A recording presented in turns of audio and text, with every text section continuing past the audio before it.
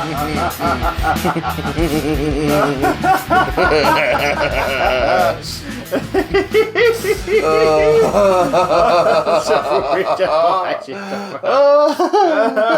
then I said, I just pinged in my pants. But seriously, folks, don't hate the app, hate the government that screwed it up in the first place. Welcome to the completely not at all political, big damn cast, nerdy news, geeky gossip, and stuff. My name is Chris. It was what this weekend, Johnson? My name is Matt. Ah, yes. 2 trailers, Watson. Yeah, and welcome to our annual SDCC trailer buffet. Wait, hang on. Let me just see what we've got. Ooh. Oh, it's just sort of like, it's like a Nutri-Grain bar and pack of ham. The SDCC 2021 trailer Sainsbury's meal deal. Run off. We're going to talk about what came out of Comic-Con at Home 2, Electric Boogaloo. We're also going to give a spoiler-free bit of a chat about Masters of the Universe Revelation. We is going to talk about, well, I mean, let's get the sort of the first bit of exciting news out of the way. The casting of Batgirl. Batgirl is happening finally. I mean, the fact that Batgirl is happening is not necessarily exciting because I just don't care. But, Mayhew, it is an HBO Max series / film. We don't know entirely yet. Oh, but it's going to cool. be one So they of the don't two. even know what the project is yet, but they've cast back. Cool. Come back to me when you've got a fucking script. Well, I think it's more in the sense of what do you call it? In the sense of Justice League, Zack Snyder's Justice League, where for ages it was going to be a mini-series, and then it was like, no, it's actually a movie. Yeah, but they'd already made that, so they knew how long it was going to be. True. The most recent thing is touting it as HBO Max solo film. Okay. And the role has been awarded to... I'm going to say it like that from now on. To Leslie Grace, who most recently made her cinematic debut in The Heights. Okay, yeah. So they're going for a fairly new name. Speculation being that based on the fact that this is a non-white Batgirl, which, first off, good. Sure, Let's open it up. Her ethnicity's never meant anything to her character. A Batgirl of colour. Also suggests that we also have our first non-white Gordon in the Batman. Yeah, so they could be going... And HBO Max is doing a Gotham Central style spin-off show from the Batman. Yeah. So is this Batgirl in that continuity? I don't hate that idea. If it is, why not? I don't want... I'm looking forward to the Robert Pattinson film, but I don't want it to become super gritty, extra serious. I don't have any sidekicks. I'm like, no. Can this super gritty, seemingly extra serious version be the first one to have the balls to do Robin and Batgirl, please? Please. Because I'd be very happy with that. Oh, sorry, the first one to have the balls to do Robin and Batgirl since this super campy, very, very fun, but absolutely terrible Batman and Robin. I'm a lover, not a fighter. Oh. That's why every Poison Ivy action figure comes complete with him. It's so good. It's so good. It's so bad, but so good. It's weird how you come around on things, isn't it? I used to be like, God, I hate that one so much, and I'm like, I have so much fun watching that one. Yeah, I will it's watch it terrible. It's like the worst But thing I ever. love but it's the worst thing ever, but it's determined to be what it is. As I did before, I'll take Batman and Robin over the Dark Knight Rises any day of the week. Yeah, like Dark Knight Rises arguably a better movie, but it ain't an enjoyable watch in comparison. I don't know if it is a more... I think it's... I suppose it's technically a more competent movie. You think that Joel Schumacher is... lovely voice. Neon goons and nipples. I love it. Speaking of, I've been watching Harley Quinn season 2 because it finally arrived in the UK. It's been sort of going out on E4 alongside Rick and Morty. I think they were just saving it. They were like, let's have a double bill and put it out as a double bill. I mean, I imagine they pair up pretty well. It's a good double bill. It's the sort of thing where it's like Lucy and I'll go, should we catch up on our stories? We're having tea and we'll put the TV on, and then 5 minutes into whichever one we watch first, we instantly regret it because of course both shows are vulgar as sin and absolutely filled with gore and goo and I love it. Giant living semen. And what was last week's Rick and Morty? Bruce Chuckback. Bruce Chuckback, the killer car, and the Cenobites. The Cenobite knockoffs. It did indeed cut the chut. And also, like, a very rare instance of continuity. Remember? Yeah. Protect Summer? It's like, okay. I enjoyed that one. I thought it was fun. They've all been, but yeah, I digress. But yes, it's Harley Quinn. Fucking my brain's melting. Where again? The Harley Quinn. I don't know why you you were talking about Harley Quinn. I brought up Harley Quinn because we're talking about Bachel. And I started talking about don't do the accent. What accent? Don't do the accent. What accent? Just speak. Just what speak accent, normal. sir? This isn't. We'll get to the Scouts later on. Just carry on. Well, we could use this as a bridge into another Scouser. I'll bridge you in a minute if you don't get to the point. Oh God, is Constantine a Scouser in the CWDC shows, or is he? Don't know. Like they can never settle, can they? Vaguely British, because the actor's Welsh. Aren't we all? No. I'm really annoyed about that Harley Quinn tangent because there was a point and I'm completely forgot. And then you got too. And I'm going to listen back to this episode and I'm going to go, oh yeah, that was what it was. But by this point, I'll be dead. Yeah, because I'll have killed you. True, which is going to be remarkable because then I'll somehow be listening to it. Still. Yeah. It's weird in a way. I'll bury you alive. With a little beyond the grave. Oh, magic, Constantine. I'll bury you alive with a Zune. It's the Legend of Tomorrow trailer. Let's start on this San Diego Comic-Con. Fucking, it's not even a finger buffet this year. It's the sample platter in a Costco. It's somebody going, do you want to try some of this ham? It's when you go on a school trip and they've got lunches for you, but it's just like a sandwich, a handful of crisps, and like a very small square of a pound cake. Yeah, and it's just on a paper plate wrapped in cling film. Yes. It's one of them. What do you call it when it's simultaneously nostalgic and upsetting? Because that's the feeling I just got when you described that. That's just my memory. It's just my actual memories. School trips, eat this tiny square sandwich. So... Legend of Tomorrow. Can you tell that there's like next to nothing interesting about half these trailers, folks? We're just dawdling. So I'm going to say this from the off. People who love Legends of Tomorrow love Legends of Tomorrow. Power to you. I hear it is the most like actually actively interesting of the DCCW shows in recent years because it does weird shit and it goes all over the shop. Like Flash sort of has a predictable nature to its structure. Batwoman's kind of stuck in this weird quagmire of what are we doing right now? Yeah. You've also got, because I found out recently, Kate Kane is still in it, but she's heavily scarred and she's played by a different actor. Yeah. What? Huh? No, focus on your new cast member, your new lead. I think they're worried about how they've sort of. I don't know, because I haven't seen the show, but I imagine they probably wrote themselves into a plot corner and they need to sort of wrap that stuff up.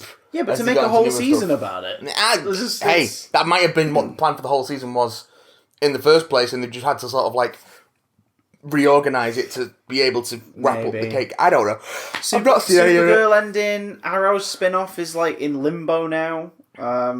The one about the Canaries is in limbo, which may be why one of the Canaries is more prominent in Legends of Tomorrow. She's always been more prominent in Legends of Tomorrow. That's the thing. Yeah, it's a weird one. And Lois and Clark. Nope. Superman and Lois is apparently fucking great and is different because it's the only one that's really sort of a show about like a family with more mature themes, as opposed to it being a little bit. We're just making this sexy for the CW teen audience. Like it's a bit more like no, there's more to this. It's like, sexy superheroes. It's like it's about being a family and being like parents in your 40s, and you know what I mean. It's like good, that's different, interesting. And also Superman who isn't fucking miserable all the time. But Legends of Tomorrow released its like new season things, part of the Comic-Con trailers. I'm gonna say this: the CW doesn't know how to cut a trailer for shit. They really don't know how to cut. They always use footage from like either the first episode of a series, or the first arc. And they just throw things at you. Yeah, because how do you do a trailer for a 26-episode series that it probably isn't even finished filming yet? Yeah, well, dead simple. You don't. Yeah, you just don't do it. You wait till you've got just enough footage to give an idea of what a plot is. But like in this trailer, a dude interrupts their wedding and he's apparently a returning villain. I've I not don't watched know. it, and your trailer is yeah. not explaining anything to me. Like, it's bizarre. I'm also really confused as to how much it's moved on. I'm glad it has, because obviously people who watch it enjoy it that way. But it's like, I'm looking at this cast and I'm going, I recognise, like, one of you? Yeah. Maybe two of you. This is really, really weird. It's very strange. It's a weird one. But yeah, I guess if you like Legends of Tomorrow, this will be... I know nothing about Legends of Tomorrow. There's a lot of Constantine, and a lot of, this is a TV show, so we're saving money, so your enemy is an invisible thing throwing you around a ring, because then we don't have to choreograph a fight, and your enemy is going to be John for a little bit, because then we don't have to cast any guest actors as a villain. But also Lizard Men. Yeah. So, there is that. Do you know what else there is, I guess? A lightsaber fight in an episode of The Flash.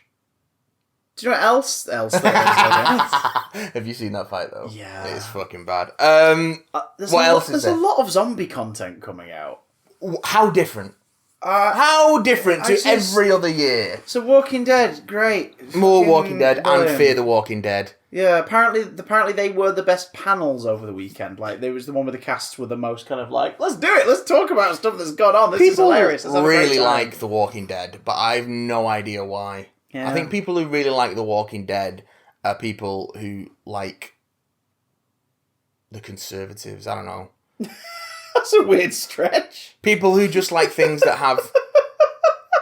People who like The Walking Dead, I think, are the sort of people who don't pick up their dog poo in the park. People who like The Walking Dead, I think, are the kind of people who order a Big Mac with no cheese. People who like The Walking Dead... But aren't lactose intolerant. People who like The Walking Dead are the sort of people who chance it on the tram and don't buy a ticket. Yeah. People who like The Walking Dead are the sort of people who say that wearing masks impinges on their freedom. No. People who like The Walking Dead keep borrowing your headphones. Yeah. But never give them back. No. But they never have headphones, so what do they do with them? What do they do with them? People who like The Walking Dead always bum you for a ciggy, but don't smoke. What are they doing? Have we got any Walking Dead fans in our fandom? Probably. I'm sure we do. And again, we're being flippant. Flippant and facetious. I read the first 50 issues and fucking adored it. I watched the first two series and went, I don't care for this. I think I lasted into the early hundreds before I quit. I'd like to read more, but I think after binging it, I was like, this is pretty bleak. I'm gonna go read more fun stuff now for a while. But yeah, I didn't last too much longer after Negan turned up. Oh god, you got way further than me. Yeah. Oh, I think I meant in the series. I was like, no, I got past. No, actually, I've not got up to Negan yet. No, because who's the guy from volume 6? Is that the governor? Yeah. He's brilliant. And then they adapted him in the TV show with David Morrissey, and he was this clean cut, I'm a suave American man who's taking care. I was like, where's the greasy, slimy eye patch dude who gets mauled? What? No, the governor's not fake charming. As soon as they get into his thing, it's like, this guy's a piece of shit. Yeah. He is lording it up over everyone. It'd be like if Joe Exotic got his way. That's basically what he is. Exotic. Do you know what I mean? Just that kind of thing of yeah. You can sort of see how the charisma got him to be in charge, but then he's gone power mad like crazy and is ethically, completely, morally bankrupt. I just never got the Walking Dead series. It just never grabbed me. Series 1 was where I fell off. I gave Series 2 a try and I just got so bored. Because Series 1, the fact that Series 1 ends with, here's an episode that's not adapted from anything where we go to a science lab. Yeah. And we find out in the final episode what The Walking Dead is, which takes away the amazing drama of the 3rd volume prison storyline. Yeah. Where that's where they realise, holy shit, whatever this is, it's airborne. Yeah. That was scary to me. That reading that, the serial killer in the prison killing the 2 young girls that had joined them as part of the group that had moved on from beyond the farm, and then they go to respectfully clear up the bodies before the younger members of the group see, and the severed head of one of the girls starts moving. Yeah. It was when I read that, I was on a plane holding the giant volume 1 collection, the compendium. Yeah. And I just audibly went and woke someone up. 2 seats next to me, because I didn't see that coming, and I was like, that is amazing, what a great idea. no matter what, you are all resigned to this fate. Let's see how that plays out with everyone psychologically from this point on. And in the series 1 ends with, like, we got to a lab, a scientist has explained it to them all, and then at the end they're like, but Rick, what does it mean? It's like, it's us, we're all of us, we're all the Walking Dead. Wink to camera, credits roll. And I was Move on. Oh, okay. I have no desire to get to the prison now. I'm wondering if that's why Frank Darabont left the show. Maybe. I mean, the first series, I think, out of the two I watched, the first series worked way better than the second, because the first series was 6 episodes and pretty much just adapted the 6-issue arc of Volume 1. More or less, yeah. And then Series 2 is like 13 episodes and spreads the 6-issue arc of the farm into 13 episodes and loses me completely. And every series since has been like 13 to 20 episodes or whatever. And I'm like, no thank you. That's a lot of episodes. There's a lot of episodes where, and I say this now, where your antagonistic force is a never-ending throng of slow-moving corpses. Zombies can be the great. Republican Party. No, because unfortunately they move fast, which sucks. Zombies can be a brilliant horror tool. They can be absolutely incredible. But a TV series of them, I'm just like, no. I'm over it, baby. I can't think of, like, any long-running zombie thing that has held me. Held you in its rotting arms. Yeah, that's kept me around and made me go, do you know what, I'll keep watching that. Stuff where zombies are part of it, I've enjoyed. But, like, yeah. Which is why it's interesting that our reaction to the Day of the Dead trailer was pretty great. Because it looks way gorier than The Walking Dead. And it also looks like it's kind of... It's weird that it's calling itself Day of the Dead, because it isn't Day of the Dead. But I guess it isn't the only project that's taken the Day of the Dead name and done something completely different with it, because I guess George A. Romero doesn't copyright things. I don't know. It'd be interesting to see if anyone ever comes up with a zombie thing in the near future that doesn't have Dead or Of the Dead in the title. Yeah. That'd be nice. That'd be interesting. Remember when Zombieland came out, we went, that sounds different. Yeah. Yeah. And it was. It was, and it was great. And then they made a second one and we went, oh. Oh, yeah. This looks like it's got... No, it's not got the sort of fourth wall breaking humour of Zombieland and the sort of to audience stuff that has. But it does look like it's got a bit of sort of glee in its... There's a point where they fucking drive through a zombie and it explodes into viscera like RoboCop style. It's there's a bit where the lead character kills one. She kills one at a funeral as it comes out the casket, and the guy in the congregation goes, "You just killed my peepaw." Yeah, it's like that's. And I think the thing that's got me about it, narratively, it looks like it's early. Yeah, it's not a barren, fucked world wasteland. It's the start of the outbreak. Yeah, and that means you get a different dynamic of people. It's not just about how our ragtag group are going to survive in this bleak wilderness. But it will be, though, because all zombie movies end up being that. Well, I hope they don't go there. I really hope they don't go there, because that's the thing, right? With zombie fiction, the threat, ultimately... is, I mean, obviously different ones adapt different things, and it's comments on consumerism and you know, the mundanity of day-to-day existence and the basic fear of death and dying. The better ones that have, more of that allegorical thing. Yeah, but ultimately the threat of any zombie concept is, if you don't stop it, the entire world will be this. That's the threat. And so many zombie things now are like, we begin in a zombie-ravaged world. Yeah. And I'm like, I don't care. Because our heroes will never win. They will never, ever win. I don't give a shit. That's not... You're saying you can't tell a story in that...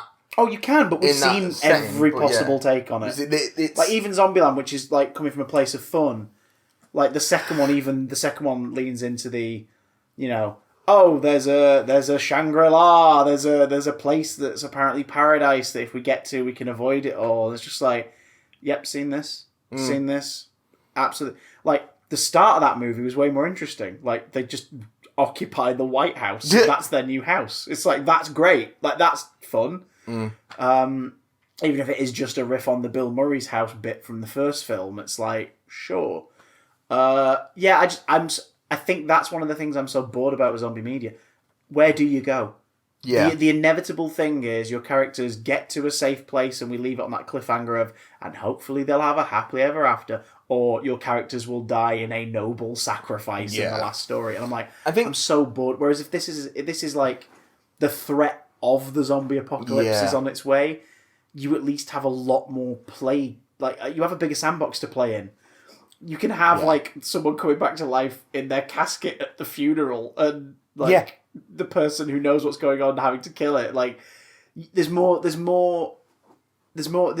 mine for horror. Yes, story arc absolutely, and especially comedy in that. Yeah. It, Shaun of the Dead. The zombie apocalypse hasn't happened. It's starting in London. Yeah. Like, and you then learn at the end that no, it did spread, but the world's kind of got it contained now. Yeah. And the ending of that is so refreshing. That's why the concept of Army of the Dead appealed to me when I first saw it. Yeah. First saw the trailer, because I was like, they've contained it in Vegas. So it's like it's a district. Oh, that's a great idea. And then I watched it and I was left ultimately unfulfilled by the lack of creativity once the film began. I think that's the problem with a lot of zombie projects. I think they just because if you look at also what is entailed with making a zombie thing, if you can do the makeup effects for a decent amount of money, you can basically make it for nothing. Yeah. So as long as the zombies look decent. That's why there's so many of them, and they just get churned out. And some of them do a nice twist on it. I think there's been some really interesting sort of ways to play with the genre. I thought Cargo was really good. That's on Netflix. Really interesting short film as well. I didn't see Colin, but I heard good stuff about it. Yeah. The zombie segment of VHS 2. I've not seen VHS. Really, I've only seen really VHS 1. So there are interesting takes on that, but so much of it is just without going too spoiler heavy. Like, that's why Army of the Dead frustrated me, because they touch on doing something really interesting with it. Yeah, there's like a couple of them are sort of like there's a hierarchy to them. Like, two of the earliest infected are sort of like a king and a queen, and they seem to have sharper instincts. And at one point, they heavily imply that she is pregnant. So there's like a societal order to them. A bit like you're like, oh my god, it's going to be like the first 100% like sired zombie child. A bit like, and they never follow through with it at all. Yeah, of course. There's an implication that Zack Snyder then confirmed in interviews, which made me go, dude, you were getting on our good side with the way you were like talking down toxic fandoms, and then you have to go and say shit like this. God. Where zombies have apparently been having sex with human captives, but then they don't do anything with it in the film. Sure, it's just implied. So you're like, what is the point here? We see a bunch of dried corpses the first time they enter Vegas, like littering the streets, and their sort of guide, they're like, smuggler army lady. Yeah. They're like, oh god, like what's happened to them? She's like, they all dried out in the sun. It's like, just be glad it isn't raining. Why? What happens when it rains? And then they leave it at that. You go, that's an interesting guide. So what you're saying, when it rains, like the moisture sort of brings back these skeletons, essentially. That'd be a great idea. Never happens. Like, they don't do anything with it. There's zombies with red robot eyes at one point. They don't explain it. They're not given any sort of close-up. They just have robotic eyes, and they're killed off, and it's moved on from. Sure. Like, what was that? Like, was that like performers in a show or something at Vegas, and it's a costume element, or are they cybernetic? If so, why are they cybernetic? That's not been set up in this movie as a thing. That's interesting, though. Like, do you want to tell us more about that? Or no, of course he doesn't. But I'm going to have to give this a watch. What he does want to tell us more about is the fucking safe cracker in a prequel.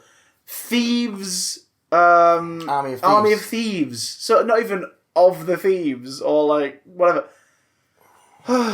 So the one fun character in the film was a safecracker. He's like a European dude. He's quirky, very entertaining, and he's very much they get him in because he knows locks, he knows security. Like, well, I that's hope his so thing. if he's a safecracker. But to almost like a romantic level of passion about, do you know what I mean? The notion of being able to crack like these incredibly rare locks and knowing it inside out, and the people who made them and whatnot. And the actor who plays that character is here on the... There he is. Matthias Schweighofer. Right. Matthias Schweighofer has now co-written, I believe, and directed a prequel to Army of the Dead produced by Zack Snyder, which will be out on Netflix later this year. So, pretty fast turnaround. If you enjoyed Army of the Dead, and if you did, power to you. I wish I did. If you enjoyed Army of the Dead, then you're getting another Army of the Dead movie less than a year later. This is a prequel. Trailer debuted at Comic-Con. It's about him and his old safe-cracking crew, because apparently he's been recruited before to break into a thing, even though Army of the Dead sort of sets it up that he's not really done it in this way. Like, he's seen no action, he doesn't understand how weapons work, and the whole thing is like the group sort of are quite aware that they need to keep him safe because he's the only way they're going to get into the safe in Vegas. Yeah. This film suggests that not only is he experienced at heists to a degree of being able to get out of the action sequences we see in this trailer, but also that any of us want to watch a fucking spin-off movie from a zombie horror universe that has nothing to do with zombies or the horror. The trailer implies that they're going to say, hey, have you heard about that thing happening in Vegas? Pretty crazy, right? Anyway, let's go rob a bank. It's just... It's just so weird! And it's like, you can't fill it with any key information about it. It's not like the job he's involved in can logistically tie into, say, the military experiment that is suggested to be the start of the first zombie and everything in the original movie. Because if you do that, you're suggesting he has knowledge that he clearly doesn't in Army of the Dead. Yeah. So it's... They are doing more Army of the Dead prequel stuff, though. Yeah, they're doing an animated series. A lot of the cast from the film are returning. The animated series is Lost set... Vegas. Yeah, the animated that's set during the opening title sequence of the film. Okay. Is a montage of like the military group sent in to recruit. Oh, so we did Dawn of the Dead again. Yeah. Okay, cool. Yeah. Cool. Cool. So the cartoon's going to expand on that, and this prequel is, hey, here's the... Now, pros, he was a really good actor. The direction in the trailer looks pretty solid. Maybe this is a gateway to him getting to make more films. Maybe. And that's great. Cool. But I don't know, it'd be like going, hey, did you like the Avengers? Yeah, mostly. Amazing. Well, you're going to love this. We have got a prequel all about, and just get hyped. Right, okay, get hyped, bruh. Tell me. All about the waitress that talks to Captain America. What's her life about? She's been waiting in New York. Maybe she's an actor. Maybe she wants to get on Broadway and she's waiting tables, waiting to shoot her shot. You know, maybe that's what she wants to do. Yeah, definitely, that's what it is. Oh, did she just see a superhero? No, because it's before the Avengers and there's not many of them. There's no superheroes. Oh, but those customers at table 5 have been waiting for 20 minutes and they're getting pretty angry, so she's probably going, coming soon to Disney Plus. I hate it. It's just, I don't know. I hate what you're doing to me right now. It's just, do you love the Avengers? No. You love the Avengers. You're gonna love this as well. We've got a prequel spin-off for you. No. It's Agent Coulson, right? Pretty cool. He's an agent of S.H.I.E.L.D. Yeah. But it's him before the Avengers, so it's mostly him just doing paperwork. Oh, okay, cool. In the scenes between what you saw in the Iron Man movies. So, do you remember in Thor, when he was in Thor? Yeah. After that, he had a shitload of paperwork to do. So we're gonna follow him on his paperwork adventure. Christopher, I hate you. Yeah, I understand. I hate you so much. Speaking of things, I don't hate it. I don't hate it. I have no opinion, but you do. The Evangelion trailer.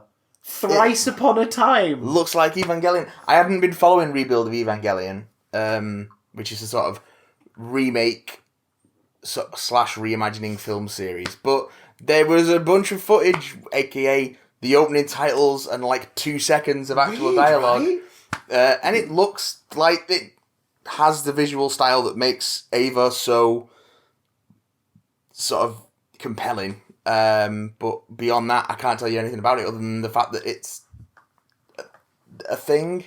It exists. Yeah, it should have been out a couple of years ago, but it's been delayed by COVID.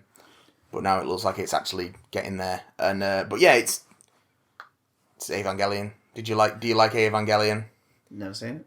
It's pretty fucking weird. Alright. A lot of weird psychosexual stuff in the show about teenagers. So speaking of, I mean, I'm not pigeonholing an entire country's subgenre here, but like there's a lot of that in Japanese media. There's a lot of it. Yeah.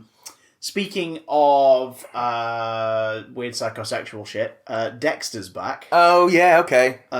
Dexter New Blood. New Blood. AKA miniseries reboot that may spin off into a continuing series if it does well. Don't know. About Dexter, the serial killer who day by day was a was the mortuary worker and detective and whatever. Yeah. He worked in the forensics of crime scenes. It was a police procedural, but one of the guys was a serial killer who killed serial killers. Yeah, so it was sort of like Hannibal before Hannibal, pretty much. Yeah. I guess. Like, Hannibal kind of did it, but with the cannibal twist and a bit more of a sort of sophisticated delivery. The Hannibal show's fucking great. Which is good to hear, considering one of the people who ran that show is one of the people... is the man behind the main thing we're excited about from Comic-Con, which we'll get to in a moment. But yeah, so, like, Dexter was that, and I watched the first series when it came out. I think ITV2 showed it in the UK, and I was like, sure! I watched it, I was like 15, 16, saw it, went... cool. And then moved on. There wasn't really much more to focus on, but it was, it's a cool idea because it was the ticking time bomb element, wasn't it? That was the whole thing of it. It was like one day, obviously, someone's going to rumble him, and that's what made it interesting. It was the idea of it's a vigilante story, kind of. Yeah. Like, you are following a very, very, very bad man who is doing very bad things to very bad people. And it's based on a series of novels as well. Yeah, and the last series, as far as I'm aware, like the last series was quite a short one, wasn't it? And it apparently was he's been rumbled, here's the ending of the show. But also, if I remember correctly, the ending didn't satisfy the fan base. It was one of those shows that people kicked off with like, really? This is how you're ending it? What the fuck? So, for those who enjoyed Dexter but didn't like the ending, hey, guess what? More Dexter. And Dexter. They've taken the one thing that really did work about the initial premise, the ticking time bomb, the ticking clock. Because this series is, he's been in hiding, doing his own thing, having a full life elsewhere. No one knows he's there, he's under a different identity. And the plot of the series based on this trailer is, someone's found out. Or someone's found he's there and is going to bring, all hell down on him. Is it Clancy Brown? Probably. You just love some Clancy Brown. And I don't blame you, because he's wonderful. What's not to love about Clancy? Look at that old guy. Look at him. Look at that old guy. He really does suit the long hair and beard, doesn't he? Well, what can you do? What can you do? Isn't it ironic that he has that in Detroit? Yeah. But, like... They just did it. They just got it to It's digital, because he probably just has, like, short hair, or all of his hair, like, tied down in a cap for the mocap and everything. It's like, Clancy... I know you didn't see the stream last night, but I do want to tell you that did he? That Hank died in my arms last night. You wouldn't have had it any other way. Hank, he just died in my arms. If he has to die, you want to be there for the romantic day. Must have been something I said. It actually was something I said or failed to say. Because that's how Detroit works. Can he live? Yeah. Ah, okay. I think. Because it's the David Cage thing of like, you change the outcome of the story and you read into it and you go, actually... There's a few different ways... things are stuck. There's a few different ways it can go, and he can probably die before that point. But hey, anyway. Detroit, Become Human. That's not an SDCC trailer, but do you know what it is? I can't remember anything that we give a shit about. Shudder's got a couple of horror noir miniseries, yeah, and it's got a slasher series. Yeah. I'm not a huge slasher guy, it must be said. Like, if there's a supernatural twist to it, I can sometimes get on board. But as someone who's suffered through... I'm fine with it if it's one film. If it's not like something really unusual. Yeah, but franchises, yeah. If it's something that... Do you remember Red Eye? Yeah, Wes Craven. yeah. Fucking great. Like, really great. And there's an alternate universe where that became a franchise. It's Cillian Murphy, wasn't it? Cillian Murphy, Rachel McAdams. It's Wes Craven, written and directed. It is a tight, and I'm not kidding, it is a tight hour and 15 minutes. Tight! And it's the length of a fucking Disney feature. Yeah.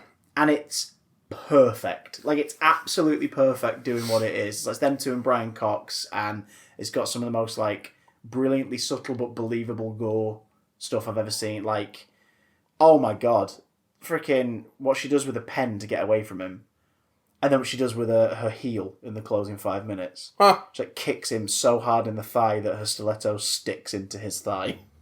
And it's just like, oh my god, it's brilliant. Trying to turn me on, Chris. It's a great movie. It fucking turned me on. I remember watching that when I was younger, just being like, I know I'm meant to be scared, but like these two are beautiful people. Well, yeah, there is Cillian that. Murphy and Rachel McAdams are beautiful. There is people. that. But yeah, so slasher stuff. I know what you mean. It kind of has to have a bent on it. I say this as someone who's suffered through 8 Friday the 13th movies. You're a masochist. I am. You're a masochist. There's not much good in there, I tell you that. What you're saying is it's Freddy, Candyman, Chucky, or bust, basically. Michael Myers gets a pass because like the intimidation of how he. Yeah, but I've also only seen Halloween and Halloween 3 and Halloween 2018. So I think I've had the best. I've not seen any of the sequels that have Michael Myers in. Technically, you've done it right. Yeah, I think I have. You've done it right. You've seen the random, like, this one's got nothing to do with the rest of the series one, and then you've just watched the 78 and 2018 versions, which is what the 2018 version wants you to have done. I think I made all the right choices in that particular part of my life. Speaking of making the right choices, yes, Doctor Who finally gave us something. Speaking of the wrong choices, they gave us nothing. Happy to see it. A whole 30 seconds or something. Happy to see there's something going on. Like, they've announced officially now that... That's the thing. Everything they announced, we all knew. Yeah. We knew a series was coming this year. We knew it was 8 episodes. Yeah. We didn't know about the new companion. The new companion. Well, is it a companion? Because they made a big point of saying Jodie Whittaker, John Bishop, Mandip Gill, Chris Chibnall are joining us for this panel. And a special guest. Can you bring up that story actually? Because I'm not as familiar with this guy's work because I don't really watch Game of Thrones, for example. But again, it's yet another, and I know it's not the only thing he's done, but it's yet another. Do you not remember Game of Thrones? Well, you better come watch Doctor Who. It's like, yep, we had this with Maisie Williams, and it had next to no positive effect. I don't think that's why they've got them though. Absolutely not. It'll be because he's right for the part, but the press is doing a lot of like from Game of Thrones, and you're like, don't do that. Read the room. Read the room. Don't do that. But yeah, so we had a panel that was sort of like a recorded in conversation thing. What became very clear from this panel is that Jodie Whittaker is adorable and a great ambassador for this show, and I just wanted to be around for at least another 2 series. At least another 2. Mostly because I like her and I want to see her Doctor being done under different writers as time goes by, just to sort of see what flavours they can pull out of the character. But also because whiny babies on the internet will get incredibly cross about her being around longer, and I'm happy with that. Jacob Anderson, who is Vinder, and he's going to make multiple appearances over the series. He's dressed in similar regalia in terms of the colour scheme and the symbols he's wearing, based on what Twitter is saying, as the Time Lord from the whatever they were called. You know, the people that Joe Martin Carnation was apparently working for. So it looks like they might be tying into that. The Celestial Innovation Agency. CIA. Yeah. Which means they might be continuing, like, digging deep into the Timeless Children setup and Timeless Child setup and be like, right, let's fucking get into it. Which, good. Do you know what I mean? Either leave it for a bit and then have the mystery rear its head again and the Doctor be like, right, what's going... Do you know what I mean? Or be like, right, let's just go straight into it. Yeah. Because they also announced that this series is 8 episodes of the same story. It's one continuous narrative. They made a big deal out of that, saying that like something really... It's not just 8 base under siege stories with different monsters every week. Yeah, well, exactly. Like Patrick Trowan. Yeah. But they're saying like it's something quite unprecedented for this show, and it's like, cool, keep the time trial of a Time Lord. Yeah. But also, like, that's what most modern dramas do. Yeah. That's what most American sci-fi and genre shows do. Like, it's just one story, and each week kind of has like the thing that happens that week, but it ties into the greater narrative. one thing that made Doctor Who stand out was it wasn't that. But that being said, I feel like if this is a one-off, sure. I think it will be. Yeah. I think they've really pushed up against the limitations of what you can do in 45 minutes to the point where they started lengthening episodes and editing them down at the same time. So even when they've got a slightly longer episode, you can tell it's been cut to the bone. And that's the failure of the writing, straight up.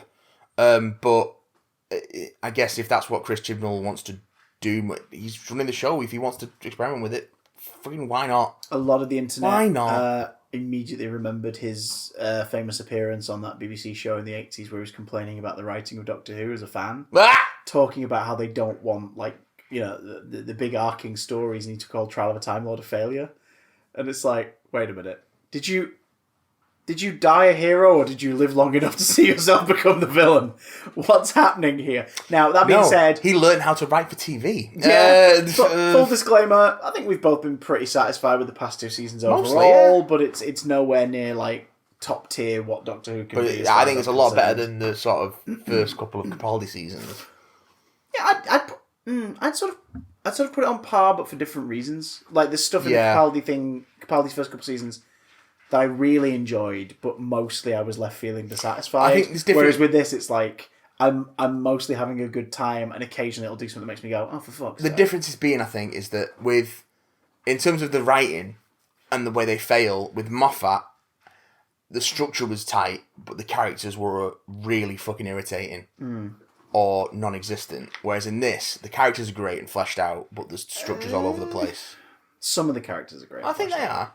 Mostly. I don't know. I feel like everyone's been dealt a bad hand because it's kind of right. We've got a four-member TARDIS. Oh yeah, being a little crowded. I suppose. What do we do with them? Well, I guess Ryan can ask this question, and then Graham can ask this question. It does mean that you don't fall into the trap that you had with Clara, where she's just whatever you need her to be week to week. Because that was a Moffat issue. I mean, for Christ's sake, she went from being a babysitter professionally, a living in-house babysitter. Yeah. For a person who we don't really learn much about. So is he like a government guy? Is he like a doctor who's always working away? Like sugar daddy? What is he? Yeah, it's we never really learn. And then suddenly in the 50th anniversary, it's like, oh, she's a teacher now? Yeah. And then that became a main plot thread until after the Danny Pink story wrapped up, and then she's just like, and ditch this. And you're like, wait, what? So you can't just do that. That's weird. It's going to be... thinking about it, actually, the school she worked at, that's going to be weird, because just one day she just vanished. It was Coal Hill, wasn't it, though? Yeah, she was at Coal Hill Academy, wasn't she? Yeah. Yeah. Which then in class is revealed to be a completely different physical setup. So you're wait a minute, hang on. Yep. Earlier this year we saw this building and it looked completely different. Listen. Wibbly wobbly, timey wimey. Classy wassy. Sexy right nowy. Talking about sexy and right now. Let's talk about dolls. Wait, what? Killer dolls. Oh, hang on, you missed the most important thing about the Doctor Who announcement. What? The one genuine ray of hope from it that made me go, okay, that was worth taking a peek at this for. What? Jodie wearing a Spider-Verse t-shirt. Because she's adorable. She was like, she knows the assignment. She read the assignment. She's done her homework. Comic-Con. Great, I'm putting my Spider-Man t-shirt on. Let's go. Come on, get me out there. Repping Miles. She's fucking funny. And also, I really like the rainbow coding with the logo. The image from the shirt underneath the logo looks beautiful. Let's make a gayer show. Please do. More on He-Man later. Hey. Chucky. Again, I mean, Christ, a show that is all about representation and especially gay representation. John Mancini of Hannibal and Channel Zero showrunning fame comes back to his creation and his baby to bring us the latest installment in the original Child's Play series. It looked good. It looked fun. It looked real fun. It looked real fucking fun. Yeah, so it seems like the basic setup is there's a teenager who's into retro, not vintage. What's the difference? About $10. Great line. Very good line. Great opening line for the trailer. He buys a Chucky doll at a yard sale, and it seems like the Chucky doll starts to manipulate him into enabling or straight up committing murders and moving from kid to kid to kid, and sort of he's ingratiating himself with the local screwing kids. up the social structure of the cliques of the school. Yeah. Like, and then of course authorities start to figure that out. There's a pattern of this kid being connected to all of the crime scenes. Ooh. And Chucky seems to be very openly chatting with at least 2 other young kids as well, like in the style of what he did with Alice in Curse of Chucky, where he's just openly just like Tyler in Child's Play 3, where he's just openly like, "Hi, yeah, this is what I sound like. So, what are we doing today?" Like when no parents are around. I think it's neat because I think it shows how Chucky's gotten better at sort of manipulating kids over the years. Like he knows how to use them to help him get to where he needs to be to do what he does best, which is murdering the fuck out of adults. The World Series of Slaughter has begun. Yes. And the tagline as well for the whole thing, just, "It's time to play." It's like, yes, it is. What I love about this trailer is it's really well cut, shows off that it's kind of darkly funny, like the last couple of movies have been in particular. Yeah. I don't know if Don Mancini's directed the series, but I won't be surprised if he directed the pilot. But he's definitely showrun and written it. Yes. It is... Don Mancini, for those who don't know, is the sort of the co-creator of Chucky, and is his dad, basically. Like he's the one who shepherded any version of it, except for the MGM attempted reboot from 2019. Which I thought was a pretty decent movie on its own terms, but shouldn't have been called Child's Play. Yeah, it shouldn't have been called Chucky. It shouldn't have been called Child's Play. They shouldn't have been the Barclays. It should have just been about an AI. It should have been. Yeah. It should have been. What was it? Ashley O, the whatever it was called. The Black Mirror one. Yes. It's like if it had been that, but a horror film, perfect. Like absolutely perfect. And again, like all the actors in it did a really good job, but you know they ain't. They ain't the original, you know. A true classic never goes out of style. He's just, oh, good lord. So, the trailer's really slick. The fact that it is like, here's your setup, small town cock-ups, secrets and like, you know, affairs and blackmail going on in the small town, and Chucky's going to take advantage of it all for his own, like, sick pleasure. There's a bit where we see 2 ladies, like, discreetly trying to get it on together and sort of like clearly like listening out for someone who's going to catch them. Meanwhile, somebody's under the mattress with a big fucking knife, and you're like, okay, this is which sort of is playing on a theme in Curse of Chucky. There's an element of that, isn't there? There's an extramarital affair between the wife and the babysitter and everything, and it's what's got a lot of folks confused about the trailer is, hang on, where's Fiona Dourif? Where's Jennifer Tilly? Like, what's going on? There's probably only stuff from the first couple of episodes in this. Well, that's the thing. There's 10 episodes in the series. Don Mancini's confirmed that, no, this series arc is its own thing. Yeah. But have patience, because this series is definitely a sequel to Cult of Chucky. Yeah. So, because of course at the end of Cult of Chucky, we learnt that he can now divide his soul into several objects at once. One of them is in an armless, one-armed Chucky doll left at the asylum to sort of oversee what's happening. Yeah. One of them is in the not the original, but like the original series scarred up head. The AKA most the original one, that there can be. It's the one from 3. Cedar Chucky. Because it's the animatronic made for the Chucky and Tiffany film. Right. Yeah. Okay. So the basically the one that a lot of people our age and younger will recognise as Chucky, with the scars and the staples in his head and everything. That severed head with a big shotgun hole blown in it is still sentient and is still alive back at Andy's like cabin house. Mm-hmm. And the third portion of his soul is currently operating in the body of Nika. Because Cult of Chucky ended with Nika, Tiffany Valentine / Jennifer Tilly, and the original Tiffany doll, or the Seed of Chucky movie one, driving off together. So it's like, right, wait, what? Based on that, the Chucky in this series is just another offshoot. It's just another. He's got business here. He's got plans. The featurette that the trailer played in at Comic-Con was called The Legacy of Chucky, which basically talked about, like, you know, the impact of the character culturally, the idea that they made a big thing of it, and you can't really deny it. This is a horror icon that has fucking withstood the test of time. Yeah. Like, he's still here. Like, he is still fucking here. because for years they were like, he's never been rebooted, he's never been remade, and it's like, oh no, since then, someone attempted that, and the reaction was incredibly lukewarm at best. So here's the OG, and they are making a statement with that. They've redesigned him since the last two films to look more like the Child's Play 2 incarnation of the character. There's the desktop wallpaper. It's the best he's ever looked. It's a good looking puppet. Or set of puppets, I suppose. Don Mancini's confirmed in the featurette that Child's Play 2 is the style guide for this series. Okay.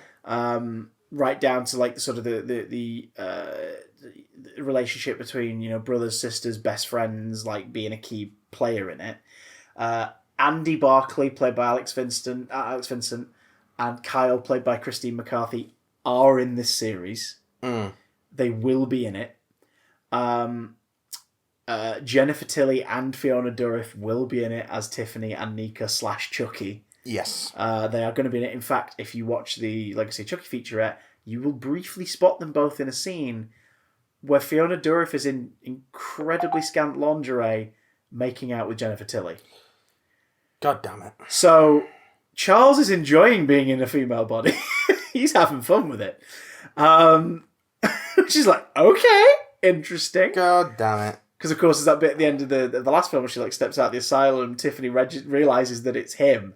And they just make out for a prolonged shot that makes you go, oh yeah, Don Mancini is gay as hell, proud about it as hell, and is like, I am putting more gay in my horror, thank you very much. Our young lead of the series, his main arc story, based on that featurette, is like, he's insecure as hell, especially because recently he's realised he fancies his best friend. Yeah.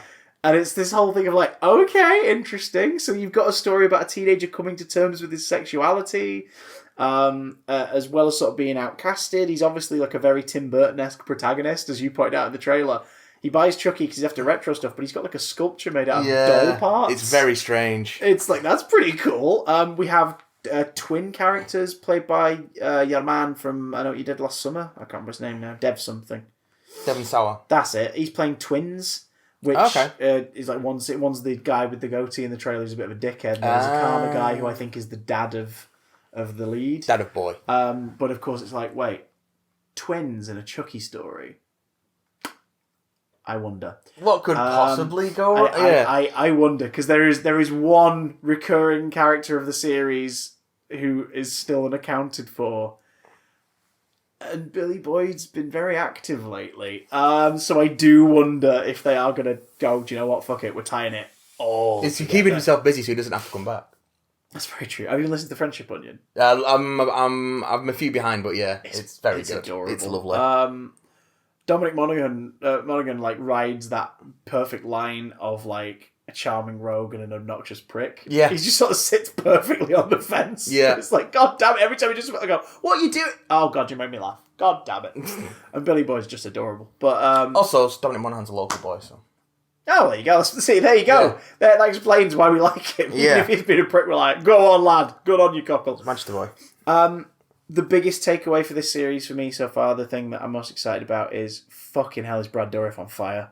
Oh, yeah. Just from the trailer alone, you're like, yeah, he never lost this. He loves this shit. And yeah, in recent years, he seemed a bit quiet in interviews. He sort of seemed a little like maybe he's either been dealing with something or he's just sort of slowing down a bit. I mean, I think he's in his 70s now.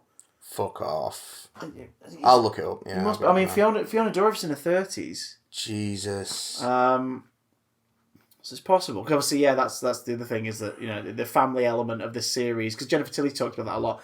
The people who make these movies, the effects guys and everything, it feels like a family. Because like a lot of the same people will work. If Don Mancini's making a new Child's Play or Chucky thing, he tries to get as many crew and designers and this, that, and the other back, so that they can all work together on it. Shit, he's 71. Yeah, there you go. But in the panel, there's a brief sort of in the featurette. There's a brief chin wagging scene with over Zoom kind of thing with Christine McCarthy, Alex Vincent, and Brad Dourif, and it's like nope, like maybe he was just having a moment the last few years because right now he seems like an excited kid, and it comes across in the performance. Yeah. Well, no offense, but your mother's full of shit. Yeah, it's very good. He looks so good. And also the featurette shows an awful lot of 4:3 grainy footage because we are going to learn about Charles Lee Ray and his first time.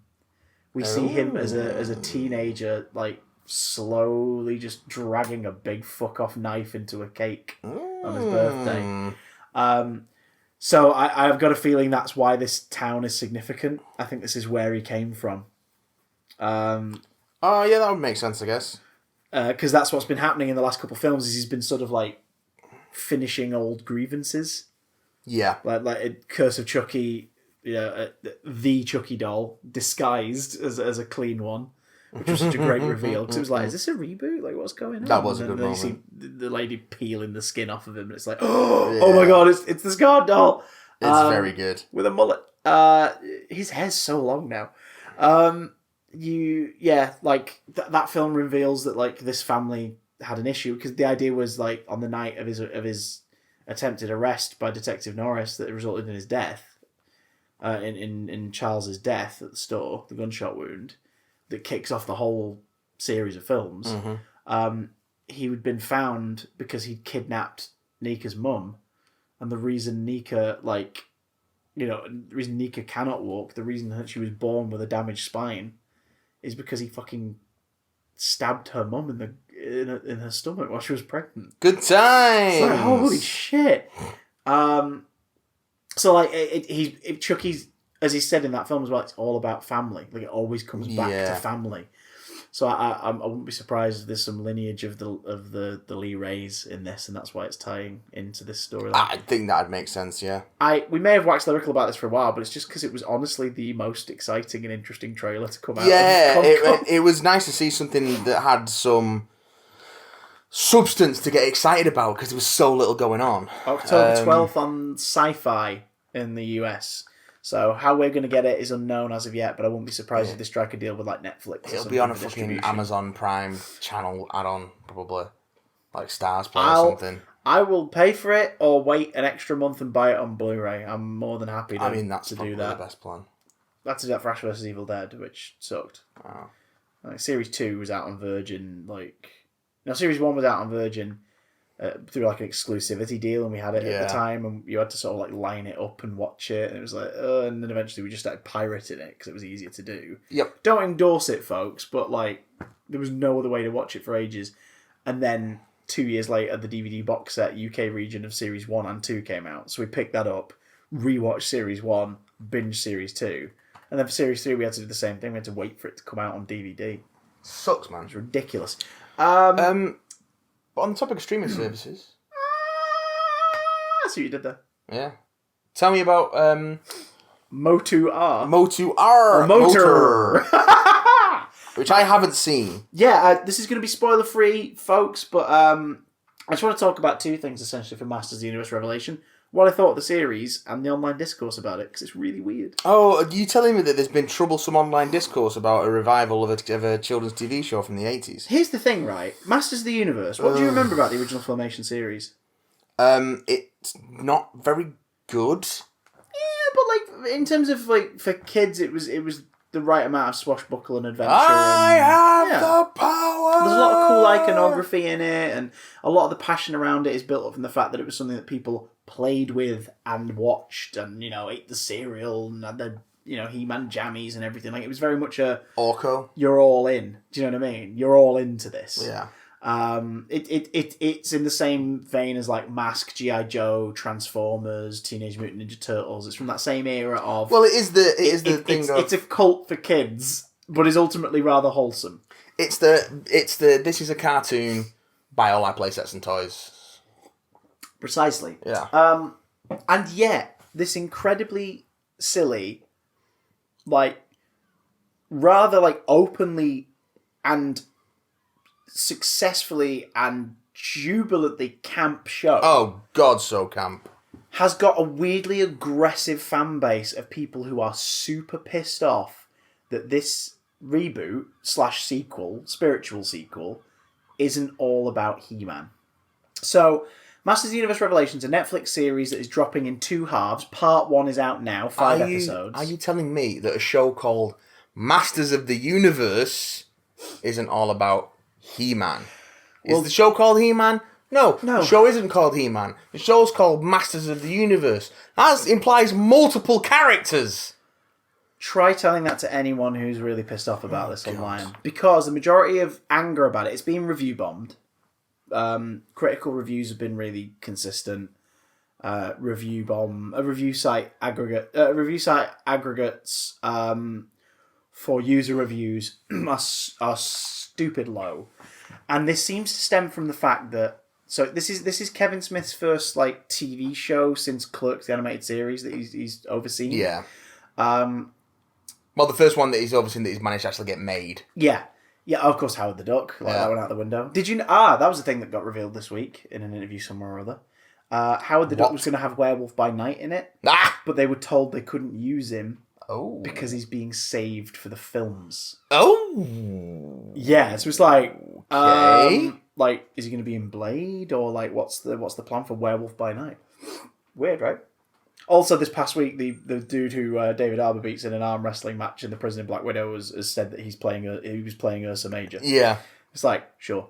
Okay. The same way that Omega Red cameo in Deadpool 2 is definitely Omega Red. Yeah. I.e., it doesn't matter.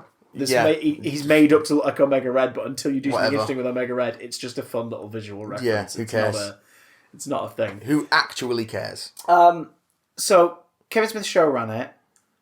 When it was first announced, he said, absolutely, love Masters of the Universe, can't wait to get stuck into this, I can't wait for you all to see what we're planning, this will be amazing. So, I'm such a big fan of this, and I'm working with such big fans of it. And this portion of the internet dug up, a tweet of his, that basically years ago that said, he was linking to a Masters of the Universe piece of art or something. And the tweet was wasn't a big fan of Motu growing up, but I've got to give a shout out to this piece of work, this is beautiful. Yeah. So they're saying, you said you were a fan.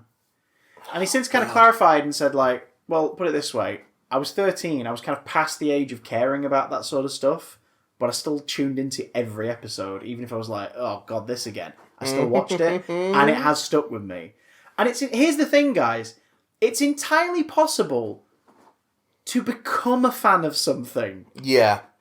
You don't just start. You're not born as a fan of something. Yeah, it's just that. So that's the first logigic leap here. The idea of you said you weren't a fan. It's but maybe he is now. Absolutely love it. I hate it so much. Do you know what I mean? It's like you become a fan, motherfucker. You're not just born it. You become a fuck, motherfucker. You can watch something, not dig it, and then come back to it later and go, do you know what? Actually, this ticks my boxes. I don't know why I felt that way last time, but I like it now. Does it box your ticks? Ooh, that can happen. So that's the first weird discrepancy. Yeah.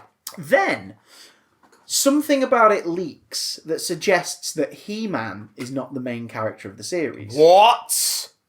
Now, that alone caused people to get weirdly angry, but then the same people got even angrier. What? For some reason, when the implication from the leak was that Teela would be the lead of this story arc.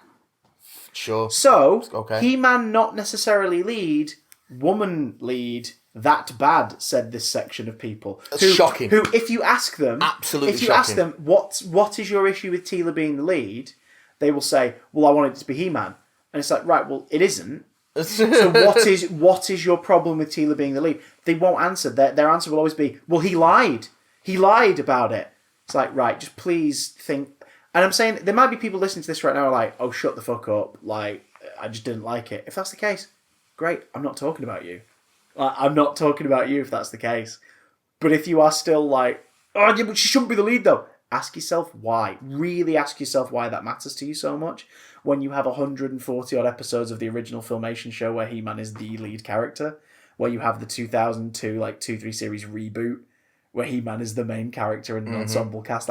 You've got the freaking Dolph Lundgren movie. You have so many takes on it. There is a version coming to Netflix later this year called He-Man and the Masters of the Universe. That is a CGI animated series based, aimed more at a kid audience. Yeah. You are going to get more. There's also a weird Venn diagram of people who are mad about this that also detested the She-Ra Princess of Power I wonder why Interesting. I wonder why. But a lot of them will say, no, we're mad because Kevin Smith lied about it. Because about a year or so ago, people were saying, is this true? Is this true that He-Man's not the main character? And Kevin Smith has had to go, He-Man is absolutely the main character of this. Like, what are you talking about? He's absolutely the main character. That is a fib. Are you telling me... Now, the series is absolutely about He-Man. He-Man is the central focal point of what the series is about. Again, so far, the first 5 episodes are the first half of the arc. Yeah? The second half will be what the second half is, but all 10 were written together and all 10 were made together. Yeah. So, everyone calm the fuck down and wait for the whole thing to come out before you make a final judgment on whether or not it was He-Man enough for you. But He-Man is absolutely the central motivating force of everything that happens in this story. Yeah. Even if he isn't the active participant in it for a lot of the series. But he's not in there swinging his sword around with his big muscles. Do you know why he's had to... Do you know why he's oily fibbed? muscles. Do you know why he's had to fib? Because people keep asking him. He had to come up with an answer. And when you watch this series, you're not meant to know that he's not necessarily the main character. The series starts in media res. Hey, everybody, look at this old school style adventure. And then it puts its foot down and goes, here's our story.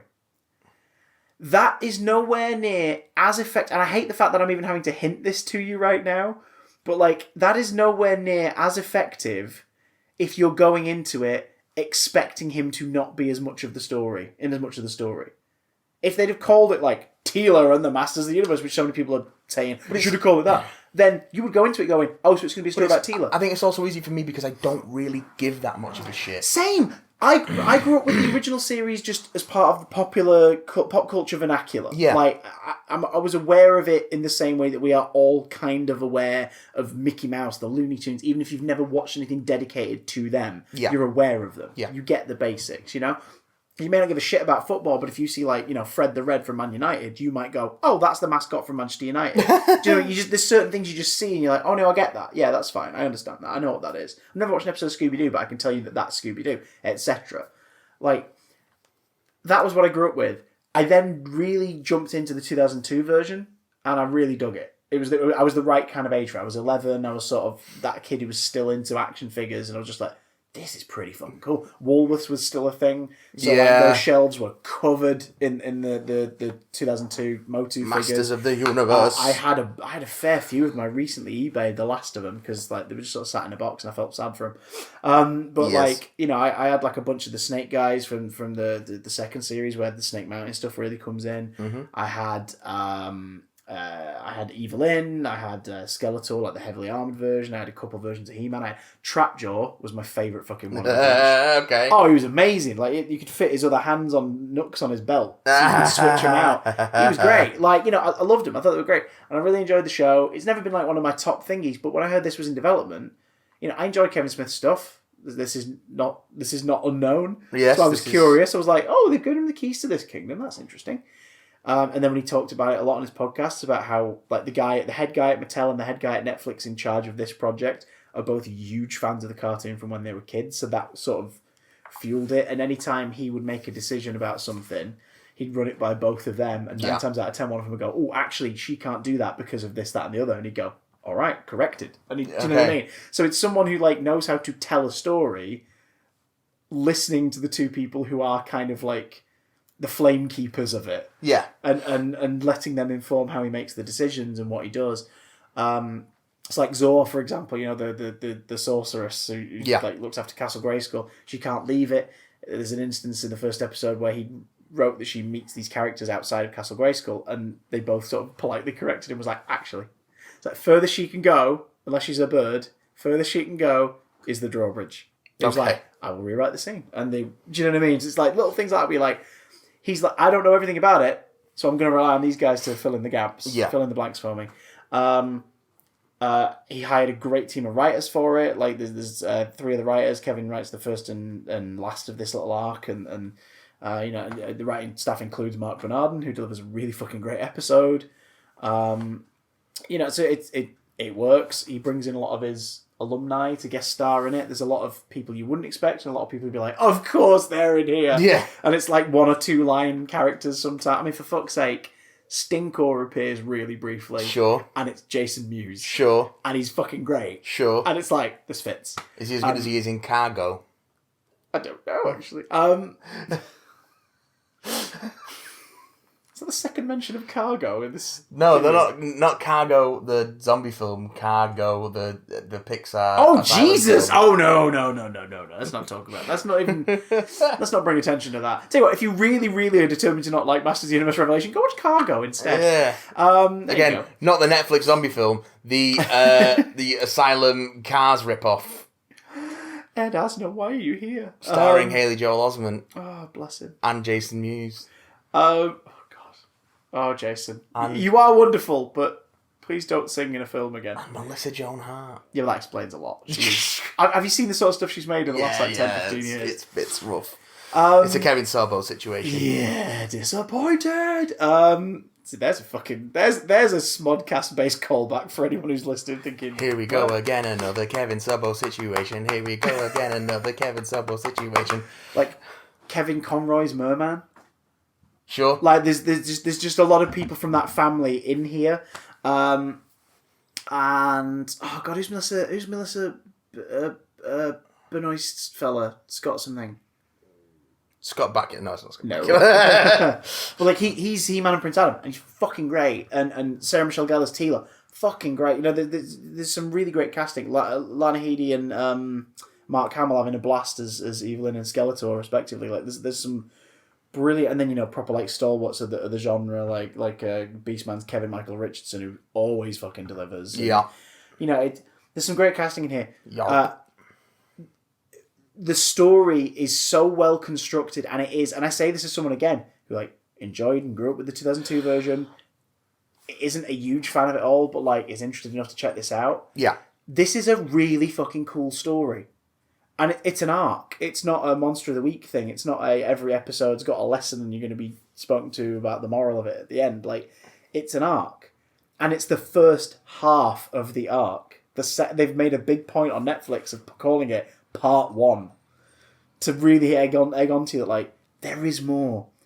Kevin Smith did a Fat Man Beyond episode with Griffin Newman, who plays Orko in the series, the other day. Okay. Where he sort of got into it a bit. And the problem with Kevin is he's dug his heels in arguing with these folks, when really he should have just like... He doesn't know when not to... Yeah. Yeah, he's got a thing where like he will respond to negative comments, and you're like, dude, don't. Because this... Yeah.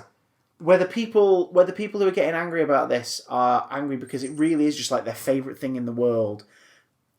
Like, and if this is their comfort franchise or whatever, like they're coming at it from a place of love. They're just being really misguided in how they're having this conversation, which is made even worse by the fact that do you know what it is? It's the Mephisto WandaVision thing. Yeah, you people get yourself are projecting into such a... what they wanted it to be. Yeah. And then not getting it and are pissed off about it. Yeah.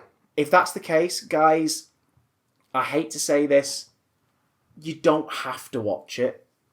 And I know that sounds like a really sort of petty thing to say to some people, but like, you don't have to watch it. If it isn't for you, if you're like, this isn't the Motu I wanted, you don't have to watch it. You don't. You can turn off. It's totally fine. You can give it a try later and be like, okay, I didn't enjoy this, but I'm going to watch it for this and see if I get something from that. Like, or just never watch it again. That is completely an option that is on the table. It is. If you are saying it's ruining my childhood, no, it fucking isn't. No, it isn't. Your childhood is intact. It happened. If you want to go back and watch the original show, you can go back and watch the original show whenever you want. If you want to blame someone for ruining your childhood, blame your creepy uncle. Oh God. And go to therapy. Yeah, just it's every toxic, and again, if you're like, I'm not being like that, this doesn't apply to you then, why are you reacting too much? If you are reacting to me calling it toxic, maybe you are part of the toxic fandom. But it's this weird toxic thing that we've seen in Star Trek, Star Wars, Doctor Who, like all these fandoms in the last few years. This culture of anger and just hatred that's fueled by YouTube channels like just talking about this sort of stuff. Yeah. This seemingly, and again, if this isn't you, prove it's not you, seemingly misogynistic, xenophobic, homophobic, like, culture that is inside the fandom. Tila is implied to possibly have a Xena Gabrielle style relationship with her companion. Yes. That's pissed people off. Tila gets a shorter haircut, like an undercut. That's pissed people off. Yeah. There are more characters of different ethnicities in this. That's pissed people off. Of course it has. It's really weird that those things are pissing you off, guys. The word woke and forced inclusion and terminology, things like that, are being used a lot by these complainers. And it's like... Sure. That's weird, guys, that's your issue with... Does it actually make that much of a difference, though? Does it actually make that much of a difference? Well, as Netflix apparently said to Kevin Smith when the pissed off sort of section of fandom started reacting earlier in the year to the rumours, he turned around to someone at Netflix and was like, oh God, is this going to affect it? Netflix went, it's a drop in the fucking bucket. Like, it honestly doesn't matter. Like, we have millions of users. Yeah. We are going to get hundreds of thousands, if not early millions more, who will buy it to check this out. Yeah. Doesn't fucking matter to us. And also, that's the thing. People are going, get it cancelled, get Smith fired, he lied. It's like, motherfuckers, there are 5 more episodes done. Yeah. Like, Bear McCreary finished the soundtrack this week. They're on their way. They'll probably be out in August or September. So, no. And he's had to, unfortunately, spoil it a little bit for the second half of the series. Yeah. Just to try and see if it will calm these people down by saying that episode 6 features the biggest and most brutal fucking He-Man and Skeletor fight you have ever seen. Which in itself is kind of a spoiler based on how episode 5 ends. Yeah. So it's like, I can't believe you had to say that, but it's also still not swaying them. He probably would have already said that, though, because he can't help busting his nut. But like, you know but that's it. Like, they're still pissed off. And it's like, so you want more He-Man? Yeah, but you're getting more. But he lied. But he lied to protect the storyline so that you could enjoy it. But he lied, though. But he lied. He lied so it wasn't spoiled for you. Like, if he answered that question that for some reason you all were obsessed with, is Teela the main character? And he had to respond and lied to make sure that the story wasn't ruined. And now that you're finding out that, like, it was a lie to protect the story, you're still pissed off because Teela's a central character, which means that you are giving off massive, tiny dick, misogynistic energy. Even if that is not where you're apparently coming from, look at your peers. Look at the people that you're also, like, ranting with. Anyway, point is, the reason why we have shows like Big Damn Love on our YouTube channel is because aren't we meant to enjoy this stuff? No. Like, aren't we meant to have fun with stories and fiction? If you're not enjoying them, say your piece and move the fuck on. No, we're not allowed to enjoy anything, Chris. Because people only want to see people not like things. But that's why I wanted to get that out. It's not cool to That's like why I wanted things. to get that out of the way. Because here's my spoiler-free review of Master of the Universe. Oh, Jesus, we're still talking about Master. We've been talking about Master of the Universe for 30 minutes! This will take 5 minutes. It is fucking excellent. From the animation, to the score, to the vocal performances, to the script. It is a solid fantasy action TV series that deals with themes of, like, betrayal, legacy, and what it means to keep secrets from the ones you love. Okay. It is a spiritual sequel to the Filmation series in that legally they can't make it a sequel, which is why you'll notice some of the designs for your lead characters are tweaked, but then you hold them up against pictures of the toys and the early paintings. Yeah. And it's like, oh, that's what they look like. They don't look like the Filmation designs. They look like the toys. Because here's the thing. It is a Mattel-Netflix co-production. Mattel own the toys. They don't own the Filmation series that is based on the toys. So this is very much a, are you aware of the basics of this universe? You are? Great. Here's a sequel. Do you know what I mean? It's Halloween 2018. You can not watch the original Halloween, but go see that and get it. Yeah. You know what I mean? And understand that events have happened with these characters before. That's how this one works. Some incredible, like, as I said, the voice cast is brilliant, but special shout out to, like, Griffin Newman as Orko, who... Cool. I mean, fucking hell. To some people, Orko is a Jar Jar. Yeah. This series plays off of that and then delves into what that means for that individual. I think you'll find that Jar Jar is more of an Orko. Very true. All right. Some people think of Orko as a bit of a snarf. I think you'll find that Snarf is more of a scrappy dude. Oh, God! Exactly. Like, they delve into what that means to him. Yeah. Based on how people feel it or how he... Because that's the thing. In Masters of the Universe, no one treats Orko like a piece of shit. No. Like, they're just like, oh, Orko. Only the audience treat him like a piece of shit. Yeah, whereas this series is like, he's sort of aware that he's kind of crap. And what that does to you psychologically. And how he handles it with such grace. And it's like... It drives you insane! It's fucking great. Like, here's the thing. Villain. Yeah, He-Man's not in every... Well, no, he is. He-Man is in every episode. He's just not in the current narrative of every episode. Like, the ones he's not in the current narrative, he's in flashback or dream sequence. And he's performed brilliantly. He is every bit as camp and cheesy and badass and that balancing act that it needs to be. He's every bit of it. It's a great interpretation.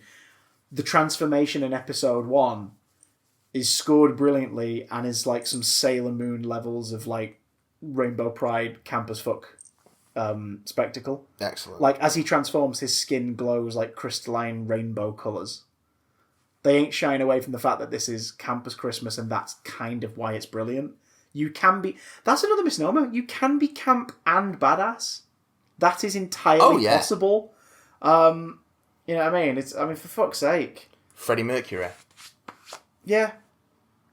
I mean, even in Zack Snyder's Justice League, him stopping Steppenwolf's axe from hitting Cyborg, where he just swings down and Superman just appears and he's fucking hands on hips looking up at him with this axe on his shoulder. That's camp. Yeah. And it's fucking badass. Like, it's, no, it's totally badass. No, totally, like, macho badass would have been him swooping in and being like, grabbing it and looking up and being all snarly. And instead, no, he stood there fucking hands on hips and he stopped it with his shoulder. That is camp and badass. It is entirely possible. And He-Man is that in this show. I mean, like I said, it plays off of... It's playing off of legacy betrayal and like, what lying to your friends can do... Lying to your friends and family can do to your friends and family. I mean, if you've ever watched any version of He-Man, at the centre of the concept is a very big lie. Someone is telling a very big... Or has a very big secret that only a couple of people know about. Yep. What happens when other people find out about that? Do you know what I mean? It's like, okay, that's interesting. And it's something that if it were the original series, and they'd done that in the original series, it wouldn't have this depth. It wouldn't have the, you know what I mean? They wouldn't really touch it in the original, but if they did, it'd be more sort of like, I can't believe that blah was blah all along. Do you know what I mean? That's it. Whereas this show's like, no. They've been through shit. How does that affect you when you find out? There's some incredible... Man-at-Arms is every bit as badass as you want him to be. As Liam Cunningham, isn't it? Oh, he does such a good job. Yeah. As the stoic kind of warrior character, we find out what the minions of Skeletor get up to when separated from him for a time, and it's really cool. There's a lot of shout-outs to... And again, this is the internet sort of telling me this, because I didn't grow up with the original, but like, there are a lot of shout-outs to toys that never made it into the show, and there are a lot of shout-outs to, like... fan favorite characters that only appeared briefly will appear briefly again, but get a little bit more to do, and it's fucking great, and it's really bingeable. It's 25-minute episodes. That's neat. So you can binge through the first half of the series in a couple of hours. I can do that. Skeletor, Hamill, pretty damn great. Surprising no one. Yeah, vocally close to Joker. He's not trying to be Alan Oppenheimer. I think that's just where Mark Hamill's voice tends to sit now. Yeah, but he's a little... And I'm going to say again, he's a little camper. Oh, well. Which suits it beautifully. And Alan Oppenheimer, Skeletor himself, is Mossman. And he's great. And you really dive into the history of Eternia and who Grayskull was and, previous champions like Hero and all this. Like, you learn about the the legacy of the person who wields the power, the magic of Eternia. Is hero spell hero? Absolutely. Excellent. I mean, excellent. Again, Scareglow makes an appearance. Tony Todd. Played by Tony motherfucking Todd. Yeah. It's like, hey, this guy's like kind of like a supernatural nightmare creature. Should we get the Candyman? Let's get the Candyman. and you know, other sort of alumni of stuff, voice acting, and there's a lot of sort of Batman alumni snuck in there. Like Deirdre Bader is Prince Adam's dad, the King of Eternia. Yeah, there's a lot of that. I really dig it. I really, really dig it. It's just fucking hell. Because here's the other thing. The recurring complaint is, oh right, you're doing a Last Jedi. You're just subverting expectations. Yeah, but here's the thing. If you watch these 5 episodes, you can see where it's going. Yeah. And not in it's so predictable. In I've watched television before. Yeah, I can see where this is going kind of way. And it's like, the stuff you want to sort of get out of a Masters of the Universe story, there's enough of it here, and there's absolutely more coming. Yeah. Oh my God, there is absolutely more of it coming. Let the story take you on a journey first. No, that's but I want the point. it now, Christopher. Because there's something that happens at the tail end of the bookends of this half of the series that make you go, okay, that's interesting. Yeah. And that's why it's fucking interesting. If it was just more of the same old, I wouldn't be fussed. I'd be like, yeah, it was cool. It was pretty cool. Like, the animators, the teams behind the animation would have still done a great job and choreographed the fights brilliantly. And, you know, like, Bear McCreary still would have scored the shit out of it. And Kevin and the team of writers still would have written a really interesting, fun story. But, like, I don't want the same old. Because, see our zombie conversation earlier in this episode. Yeah, there's just... You want enough... It's not necessarily that it has to be original, but it has to be executed in a way that makes it more compelling. It's got to do something different. Yeah. Even if it still will end in something comforting and comfortable, take me on a journey. Yeah. Take me on a journey, and this first half literally takes you on a journey, and it's in series. I don't mean that like Orca reaches out about the TV and is like, "Come with me," and you're like, "Jesus Christ, no!" No. I recommend it. I really do. Like it's if you're a fan of action fantasy genre, I think if you're a fan of it, you'll enjoy it. But the internet is proving that is half wrong. I think if you are like me, you maybe grew up with the 2000s one, or you have the basic knowledge of Masters of the Universe and He-Man and that cast of characters. If you're He-curious. Yeah, if you're He-curious, you'll dig it. You'll fucking dig it. It's just cool. It's just cool to get cool new animation, genre stuff that's like fun. It makes me happy. So yeah, go watch it. Or don't. If it's not for you, don't watch it. Well, speaking of comfortable endings... I'm not touching it.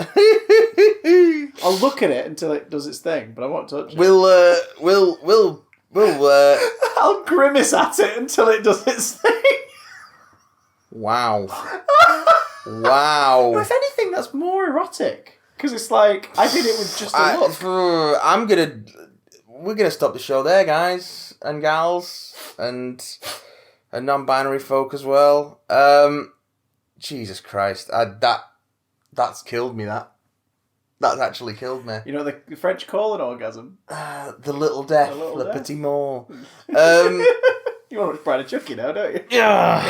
So you can send us your complaints about Chris's behaviour on bigdamcontact@gmail.com, or of course tweet us at bigdamcast. You can watch me, my sort of twisted face. He stroked his face as he said lovely that. hair. He pressed his hair. Lovely hair. He's got a beautiful curly sort of quiff thing. It goes like a pineapple head. You can do that at twitch.tv/bigdamstream. And if you do fancy giving us a bit of money to keep this madness going and help us just limp along like the half-dead donkey we are, then you can do that at patreon.tv/bigdamcast. Like the Cyprus shop on the beach from knockoff of the Weekly Planet we are. Yeah. If you want to keep it going, keep the lights on, patreon.com. Yes. Bad trip, guys. So yeah, until next time, just go wash Chris's mouth out with soap and water. Bye, everyone. Jesus Christ.